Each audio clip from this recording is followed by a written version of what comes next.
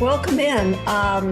We had a fascinating conversation with author Mark Shaw, who spoke about his newest book, Fighting for Justice. That was before. Now, I want to delve into Mark's history because besides the stories that he brings to us in his amazing books, he has a personal story that is, I think, you'll find just as interesting. So, Mark, welcome back. Hey, thank you so much. Good. You started off as a defense attorney and then a criminal prosecutor. Is that correct? Criminal defense lawyer. You're a defense. I'm a small town in Indiana. Went to Purdue, nearly flunked out.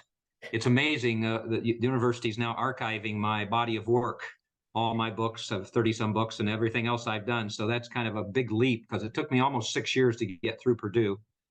But a lot of things have just kind of happened in my life that have been magical. And one of them was that I ended up getting a job as a public defender in the Indianapolis criminal courts.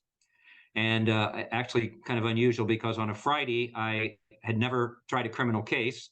And on a Monday, I was trying a first-degree murder case of a gentleman who was alleged to have shot his girlfriend with a shotgun, 300-pound girlfriend with a shotgun from 6 feet away in front of her children. And James, when I met him at the jail, he said, "Well, how many cases have you tried, Mr. Shaw?" And I said, "Well, none, but I took a couple classes in law school." And he looked at me like, "Oh boy." So I went into that courtroom, though. I gave him every bit of defense as I possibly could, gave a final argument. I didn't even know how to pick a jury. The judge had to help me with all of that and everything, and he was convicted. But James then turned to me and he said, "Hey, thanks for doing your best." And I thought, this is an occupation. I've always been for the underdog, especially women's rights and things, but I've always been for the underdog. And that's what you are when you're a public defender. The deck is usually stacked against you with the evidence by the prosecutors. So I was a public defender for a while, and then I became just a private criminal defense lawyer and handled mostly murder cases. At one point, worked with the famous F. Lee Bailey on a case. And I didn't know it at the time, Francine, but I think you'll be interested. I never had any training with long form writing. I never intended to be an author. I learned to write by talking to juries.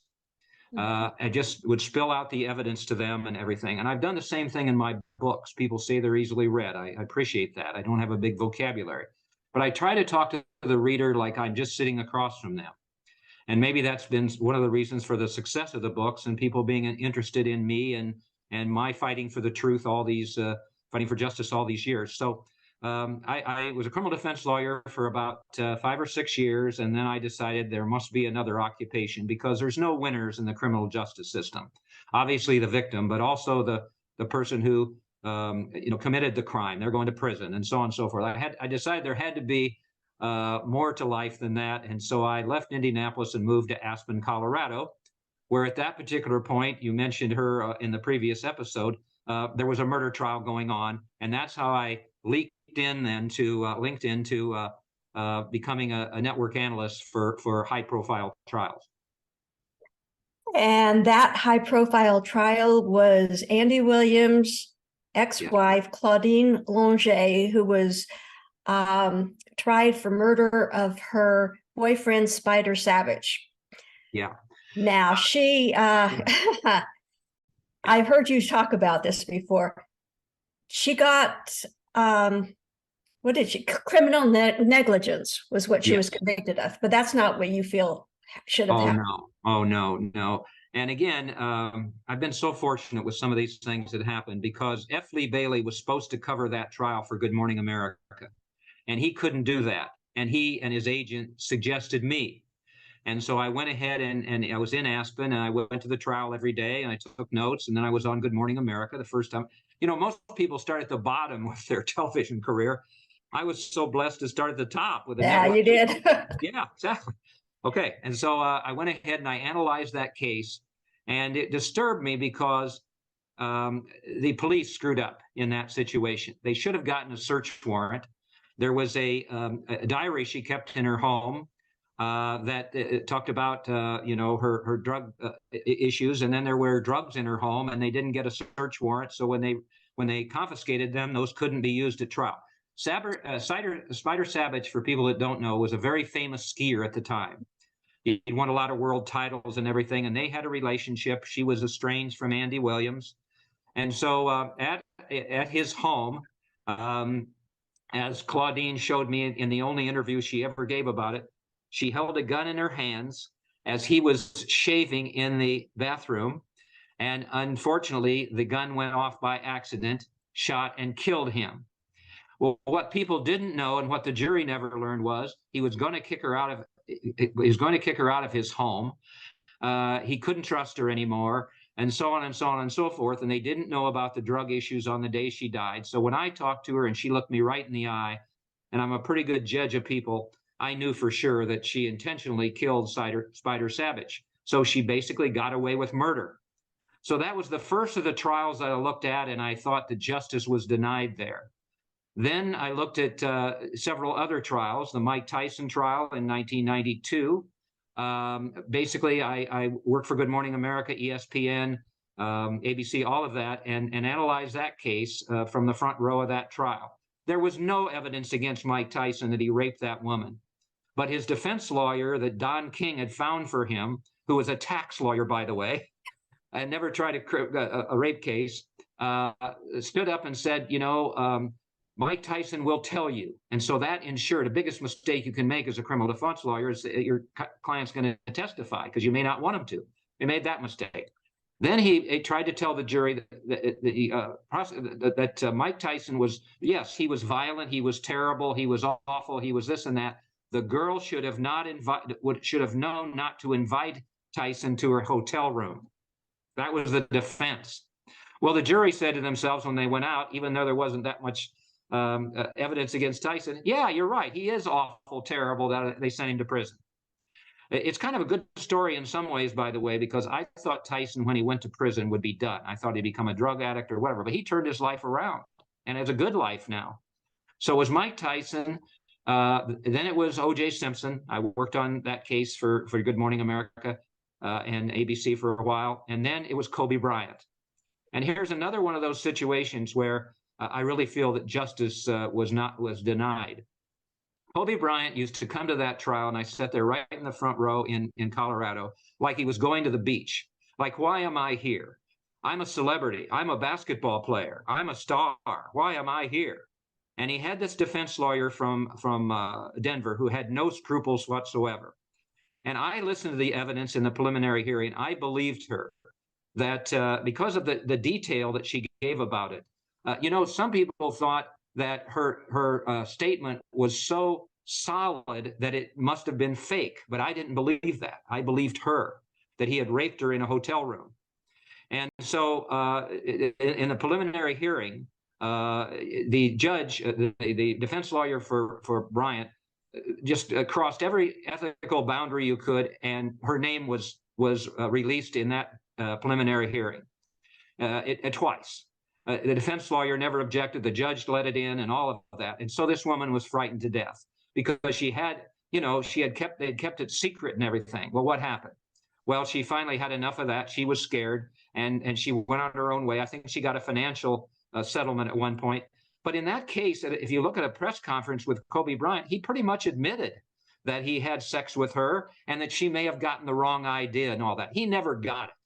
So I'm sorry, but when I hear about Kobe Bryant and, oh my God, he was such a great basketball player and he died in a helicopter, I have no sympathy for him. He should have gone to prison. Yeah. Okay. Let me double back a little bit because you also have a master's in theology. Well, so you look at life so differently with a criminal defense background and theology. Your take on life is just, I find it's very fascinating. Well, we all go through tough times in my life, and I've been very fortunate with all of the good ones. But I will just tell you this right now. In 2002, I was living in southern Indiana. I was married. I had 4 stepchildren. I had become their stepfather when 3 of them, who were triplets, were 8 years old, and a daughter 10 years old. And I helped raise them for 18 years until I had a war of words with a man named, a coach named Bobby Knight at Indiana University. I had a radio show in Bloomington. I was working for ESPN. I had my books that, I'd written about different subjects. I had it made. And yet on that radio show, I kept telling Indiana University, you got to fire Knight. He choked a player. He threw chairs across the floor during basketball. He threw vases at his secretaries. He was an angry man out of control. Fire his you know what. Well, they didn't. And then out of 48,000 students, after I'd given up the radio program, 48,000 students, he basically attacked one of my stepsons, threw him against a wall. Don't call me Knight, call me Mr. Knight, Coach Knight. Did all of that. And we decided, maybe we shouldn't have, but we decided that we needed to report that to Indiana University. You can go back and people can look at it and they will see the war of words between Knight and me. I'm defending the boys, one of them, the one that was abused by him. He's saying it never happened and all of that. Unfortunately, that caused some problems with the marriage that I had. It wasn't really the same after that. My relationship with the kids was good, but my wife got scared and everything. Maybe I could have handled it differently. I don't know. But I finally decided that the marriage was probably going to be up. And I really haven't brought this up in any other interviews, but I'm going to do it with you. Okay. So I think to myself, maybe some of this is my fault. My ego's out of control. I've had all these blessings, and I maybe should have acted differently. Not that I didn't feel, that it was the right thing to do to defend Kent, just like I've defended everybody else in my books. But maybe I should have handled it differently. So I packed up my things and I moved to Colorado. And one day, walking along a beautiful river out there in Aspen, the idea came to me from whatever spirit has led my life, go to seminary. So I called San Francisco Theological Seminary in Marin County outside San Francisco and said, do you let old people, I was 61, old people in with bad grades? That's not old. Because I terrible for doing law school. And they said, well, we might. I spent 2.5 years there, Francine, studying theology. I got a master's degree in theology. I didn't want to be a minister, but I got some spiritual direction. I got my old self back. I didn't met because he was dead, but I found out about a spiritual guru named Father Thomas Merton. I wrote a book about him. I looked at all of his books about how to really lead your life in a spiritual way and so on and so forth. And what that did for me, and I would suggest it to anybody who feels like, they've fallen from who they were and they've become, Merton talks about wearing a mask with the public instead of who you really are. And I had done that.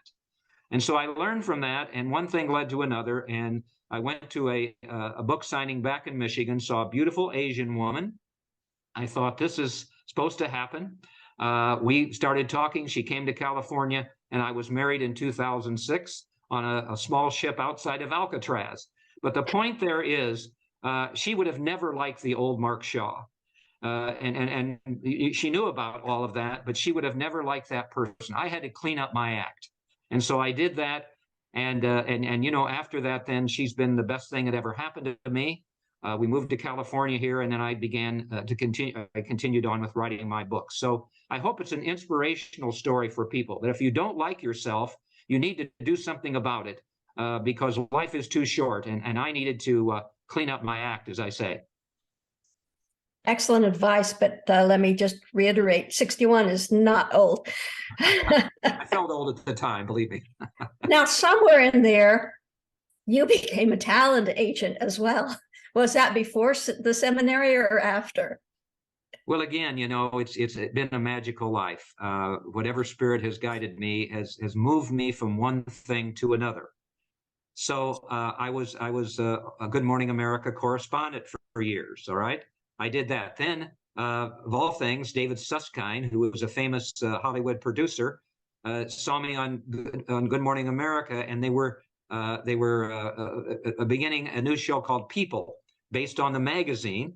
The co-host was Phyllis George, the Miss America, and they needed a co-host. And so I flew to California and met, I didn't live there then. I met to California and met with Susskind. And he looked at me and he said, Mark, take off your glasses so you don't look like John Denver. And then you'll get the spot on the show. And I will tell you that many times people still believe that I look like John Denver if he was alive. Actually, I have to interject. You sound like him as well. Well, that might be, but I'm not going to sing, so don't even ask. Okay, don't do. I'm just terrible. In fact, just a quick story. When I lived in Aspen, people would come up to me and say, "Hey, John, would you give us your autograph?" And I'd say, "No, I'm not John Denver. I'm Mark Shaw." Well, just in case you are John Denver, would you sign this napkin or whatever it was? So I would sign it, Mark Shaw. And I knew they would go back to Des Moines or wherever they came from and say, well, we got John Denver's autograph, but he signed it Mark Shaw. So the People's Show with Phyllis George was on CBS, not very long. It was against Monday Night Football, complete failure there. But I then moved on to the Disney Channel where I was Mr. Science, even though I couldn't pass physics in college. And I had all those shows. And then all at once, there was a man named Larry Thompson in Los Angeles, very well known for representing all of these celebrities and everything. And I saw him one day. I knew from before. He said, hey, why don't you come over here and be a talent agent, you know, your law background and everything else. So I did that. And it was an incredible experience during that particular time. I represented, different people that, were famous at that particular time. And that also led to my going to a church where I met the incredible talent and one of the great gentlemen of all time, James Stewart. Mm-hmm. And at that church, I created an idea about the songs of Christmas. Mr. Stewart, who I became friends with, hosted that show on Fox. And so it's just been one thing after another. And it's just been a remarkable life for me. I will say this, and I have no reservations about it. I'm the most blessed man on the face of the earth, Francine, for sure. Yes, you have had some amazing experiences. Absolutely amazing. It's like 10 lives in one when I'm listening to all the things you've done. It's unbelievable, but I know it's true. Okay. I know you've mentioned in the past that you do not like Frank Sinatra. Did you ever meet him? No, I didn't. I was in a watering hole in Los Angeles, and I watched him over where he was sitting with 4 or 5 guys who obviously were involved with the mafia. You know, he always denied that he had anything to do with it. He and Dorothy had a war of words. She wrote about him in her columns. You're a womanizer, you're bimbos that you go out with, and then you dump them. You beat up members of the press. You're involved with the mafia. I mean, she really let him have it. And then he let me just say that's Dorothy Kilgallen, whom you wrote about in Fighting for Justice. Yeah, and the reporter who knew too much. And so they had a war of words. She was a famous journalist in New York.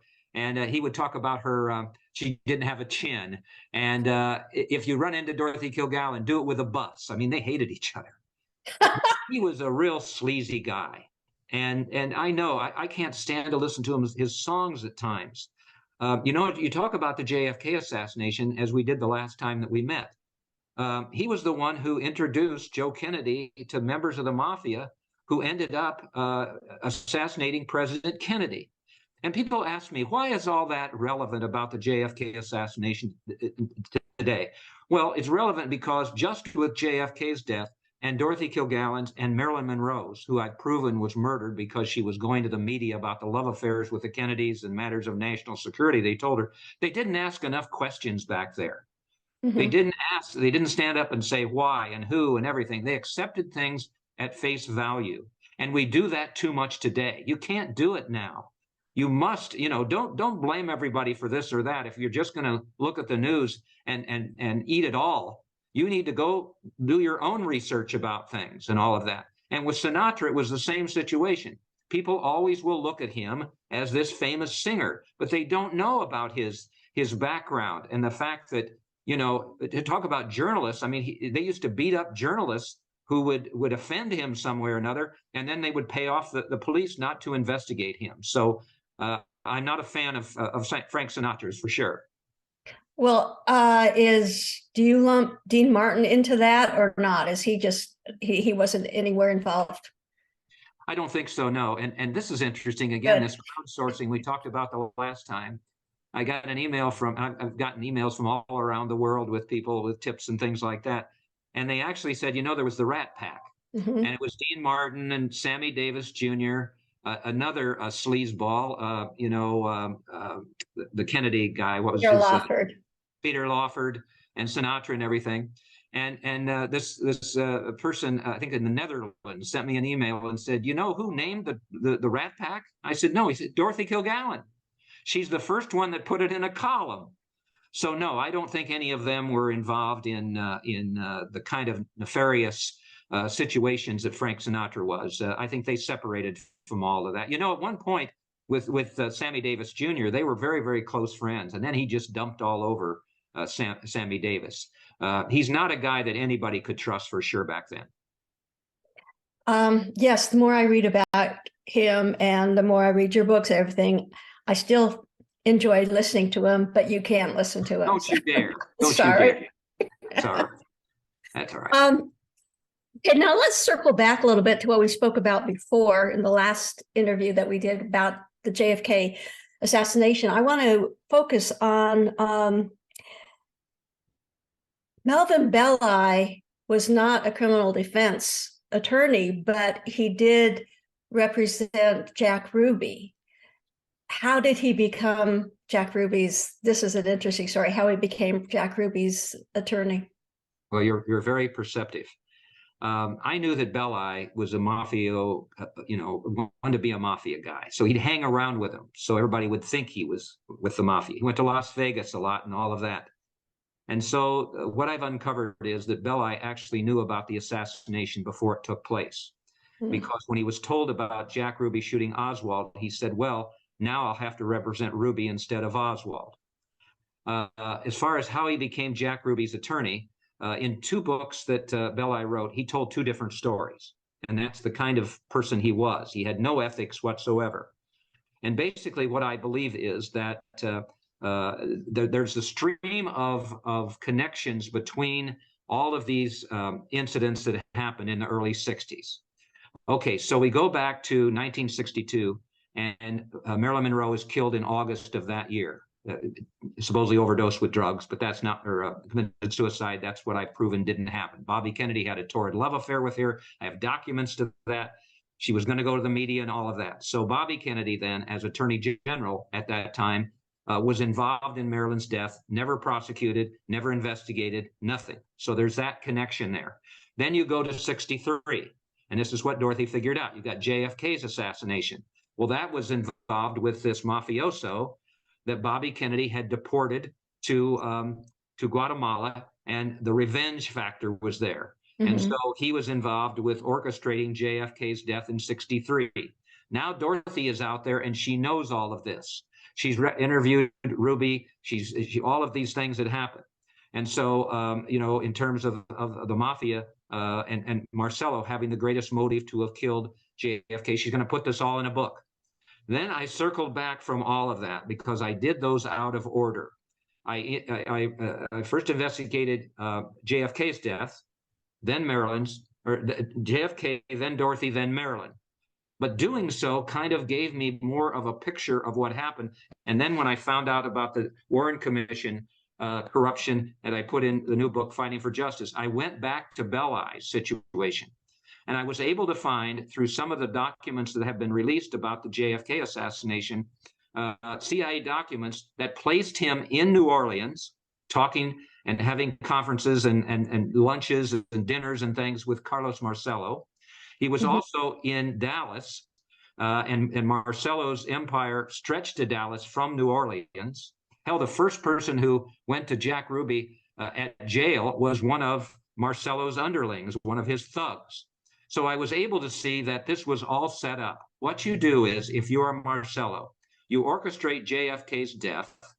The most innocent man probably in the world is Lee Harvey Oswald, or at the very least, he was a patsy. But then he gets caught. So you have Jack Ruby standing by, And I showed in Denial of Justice, the Ruby trial transcripts. It showed that Ruby knew when Oswald was going to be transferred. He got in through the help of the police and all of that, and was able to shoot him. And then what do you have standing by? You have Melvin Belli ready to defend Ruby, make him look crazy with an insanity defense, and not let him testify, which he once wanted to. And the jury obviously found him guilty. He's sent to jail. He tries to kill himself 3 times, so he's shut up as well. So that's how the mafia worked. Dorothy thought that this was a mafia hit start to finish with regard to JFK assassination, and I think my research based on her has proven that. Okay, let's see if we can connect the JFK with the RFK assassination, because Bobby Kennedy Jr. is convinced that Sirhan Sirhan was not the sole assassin, like Oswald was not the sole assassin. Sirhan claims mind control has had something to do with it. Now, the person that went to talk with Ruby was a CIA mind control expert. Am I right? It never happened. It never happened. This is all, I'm not going to name the person, but on the extreme right-wing media, when some of the JFK assassination documents were released last month, this gentleman went on there and just fabricated all of this material. He had a source close to the classified documents. Of course, he didn't name who he was. That person told him that the CIA was involved in JFK's assassination. There was no proof of that. That this psychiatrist, who was an expert in mind control, visited Jack Ruby in jail. It never happened. This is what it goes on in the crazy world of the JFK assassination at all. That never happened. Ruby was visited by one of Marcello's guys and told to keep his mouth shut or they would kill him. And so he never opened his mouth, except to talk to Dorothy Kilgallen at trial. So this is what's been perpetuated all these years, and it was brought up again in December. It's really unfortunate that continues to happen. That's true, and so many conspiracy theories over the last 60 years. People just coming out of the blue with them, but I have to advise my viewers that if you want to know more, because Mark Shaw does his homework. I mean, he doesn't take hearsay. You really do look into every little detail. I strongly suggest reading his different books. This one is, I'm not completely sure with it because I'm taking some of my, you can't believe the notes I'm taking. But it's fascinating, and what you delve into is mind-blowing, to say the least, and I'm hoping that it will open up a lot of people's eyes, and we'll be able to get to the bottom of this before we're all dead, which would be nice. 60 years of this, it's time to really learn for sure what happened. It's common sense. If people would just use more common sense, these are my contributions to history. And I get emails with people that most everybody agrees with the common sense, but this is all Dorothy Kilgallen. And as I say, Francine, I was not at the Ruby trial. You weren't there. All of these so-called experts, this guy with the extreme media last week, the guy people have written books, they weren't there. This woman was there. Dorothy Kilgallen was there. And so I believe that she's the most credible source that we have as to what happened. And I hope that I've changed some minds or opened some eyes because of what Dorothy was able to do. I hope so too, because this is a fascinating story, and I would love to have you back some other time to continue it. But right now our time is up. You are such a wealth of information there. You're like the Library of Congress yourself. It's amazing. So hopefully we'll get you back. Are you planning a new book? Well, I'm not sure. This was kind of circled everything in that I wanted to say about the assassination.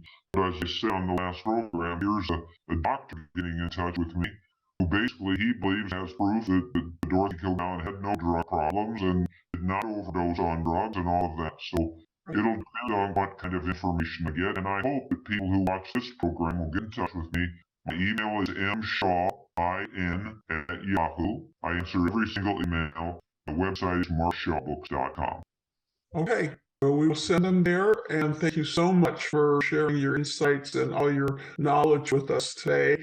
And we will maybe talk again soon. You're just fascinating guests. Thank you.